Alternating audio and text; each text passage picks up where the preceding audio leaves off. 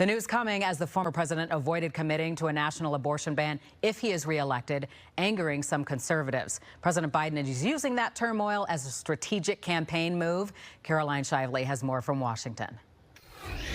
Even though the Supreme Court tried to settle the abortion issue 2 years ago, the issue is front and center again in 2024. Now, former President Donald Trump said Monday he believes abortion should be an issue left to states. The states will determine by vote or legislation or whatever they decide must be the law of the land. In this case, the law of the state. President Biden and Vice President Kamala Harris quickly reacted, vowing to restore the right to choose. And Joe Biden has been clear. If Congress passes a law reinstating the protections of Roe v. Wade, Joe Biden will sign it into law.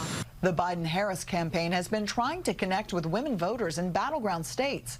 President Biden is visiting Wisconsin and Illinois this week, while Vice President Harris is in Pennsylvania. Women swing voters want to know that their right to abortion will be protected. Former Vice President Mike Pence calling Trump's retreat on the right to life a slap in the face to millions of Americans who voted for him. Writing on social media, too many Republican politicians are all too ready to wash their hands of the battle for life.